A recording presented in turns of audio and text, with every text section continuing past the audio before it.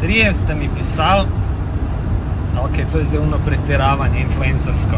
Ne, pisala mi je ena prijateljica na Instagramu, Pici, vsi čakamo na tvoj odziv in tvoj komentar na dramo, ki se odvija. O kakšni drami je govora, mogoče večina že ve, nekateri sigurno ne veste. V glavnem Gregi Črljaju, sanskemu moškemu, je počel film in je povedal ene stvari, ki mu ležijo na duši.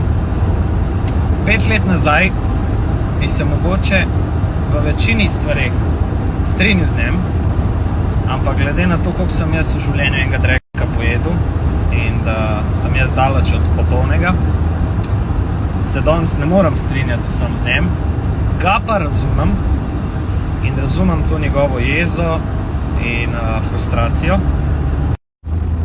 Gregor je v svojih zadnjih storjih spljuvil in povedal, kaj si misel o Katarini Benček, o Cool Fotru in Cool Mama City.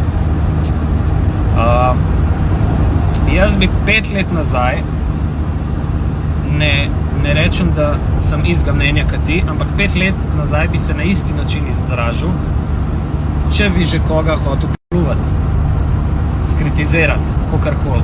Ampak sem se naučil v zadnjih parih letih, je to, da treba biti ful previden pri izbiri besed in da lahko skritiziraš nekoga brez, da si v bistvu sploh žalil oziroma uporabljaš žaljive besede. Razumem tvojo jezo, poznam te osebno in vem tudi, zakaj se tako počutiš, ampak za ene stvari ti ne dam za prav. Treba sprejemati ljudi take, kakor so. Nobenega ne moramo spremeniti, vsak ima svoje načine, da se znajde v življenju, da preživi, da nahrani svoje otroke. Cool Mama City pa Cool Foter sta pač en svoj primer, ki sta čez vsa ta leta pač gradila to publiko, ki jo imata, ne glede na to, kakšna je, koliko je odzivna in tako naprej. Sta pripeljala situacijo do tega, da sta si zgradila svoj dom in da hranita svoja 2 otroka. Zdaj, koliko je to fair za nekoga, ki opazuje in si misli, vse je sponzorsko, to lahko diskutiramo v nedogled. Kokarkoli obrneš, sta pošteno prišla do svojega kruha. Jaz ima pač tega ne moram zameriti. Lihkar sem tudi zvedel, kaj je bil razlog, da je Črljaj toliko jezen na Cool Fotra. Po eni strani te čist razumem, po drugi strani se pa moraš naučiti dojemati, da ne more ti vsak danes biti prijatelj in da so ljudje marsikaj pripravljeni narediti za svoj lasten interes. Zdaj, vse je samo v sprejemanju, pač nekoga sprejmaš tazga, kakor je in se odmakneš od njega, kakor sem to jaz naredil v življenju, ali pa še naprej trpiš pa vztrajaš v enem odnosu, ki ti pač ni potreben. Vsak sam zbira, s kom se bo družil, s kom bo dober, s kom bo prijatelj in s kom ne bo. Treba pa probati vsaj razumeti ljudi, zakaj to počnejo in zakaj so pač taki, kakor so. Gregor, kar se pa Benčkove tiče,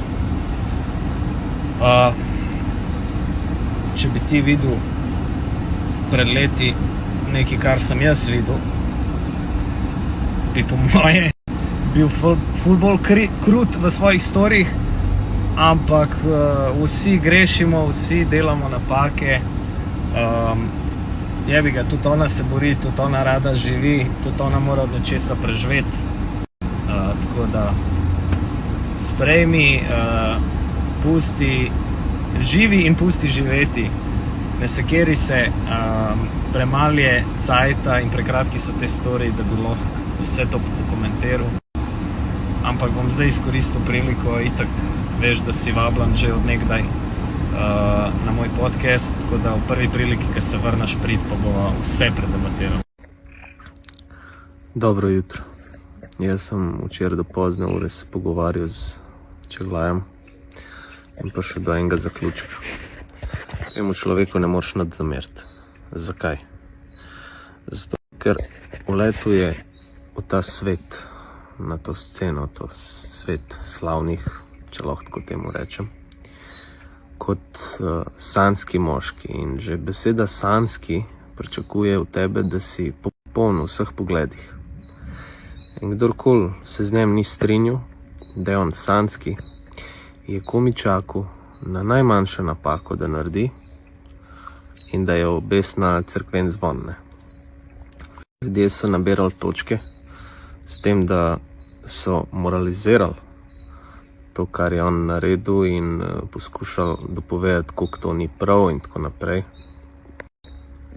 In hotel dopovedati vsem, da je zdaj zaradi tega on čisto en drek od človeka in dokazati vsem, da to pač se ne spodobi in tako naprej. Dajmo biti realni, no, da marsikdo od nas je že za marsikoga rekel kaj za njegovim hrbtom. On se pač javno tako izrazil, ker je pač iskren in pove si to, kar si misel. Zdaj pač odpiram in pogrevam spet ene stare hladne juhe. Ampak človek je čez noč izgubil in sponzorje in kruh in vse, kar počne. Na račun ljudi, ki na isti način živijo od sponzorjev in vsega, zato da sebi naberejo pike in pač prodajajo, kaj je prav in kaj ne. Ma definitivno neki navesti. Noben od nas ni popoln in noben od nas ni sanski. On je ta naziv pač dobil zaradi tega šova in normalno je, da imamo vsi svoje napake in jebiga, človek se pač ni znal izražati influencerju primerno.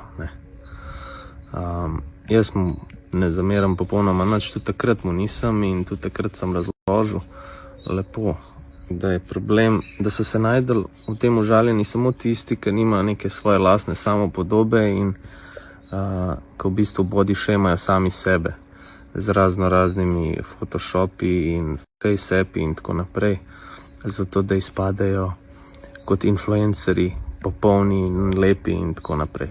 Tako da prvo treba pri sebi razčistiti, pa polit naprej napadati druge. Zdaj pa še ena zanimiva stvar, ki mi ne da miru. Recimo jaz česa tazga, kakor je on, nisem doživel, pa sem naredil veliko hujših stvari. Jaz sem bil res drek od človeka in res sem počel neumnosti take, na katere nisem najbolj ponosen zdaj, ampak vseeno, kaj tazga nisem doživel. In zakaj? Zato, ker enostavno ljudje so pri meni dojeli, da tak pač sem in da enostavno se me nobena kritika od drugih ne dotakne. Zato, ker jaz sem se sposoben spustiti na ta nivo, da me noben ne more spluvati in skritizirati, kakor jaz lahko samega sebe. Se pravi, nemogoče je, da sem poražen na ta način. Zato, ker noben ne more toliko dolg cajta sebe gledati v gledalo oči in si reči, kjer si ti dreko človeka, kakor lahko to jaz naredim. In enostavno, tukaj je pol catch, zakaj nekdo izkoristi priliko in se spravi na nekoga, kakor je pač on v tem primeru, in ne recimo na mene, za vse tisto, kar sem jaz pač počel prej.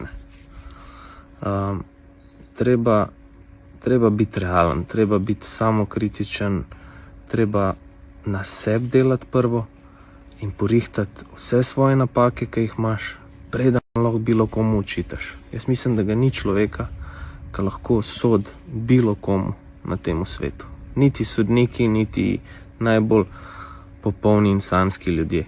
Tako da, dajmo biti realni v vseh pogledih, pa sebe prvo popraviti, pol pa proba druge.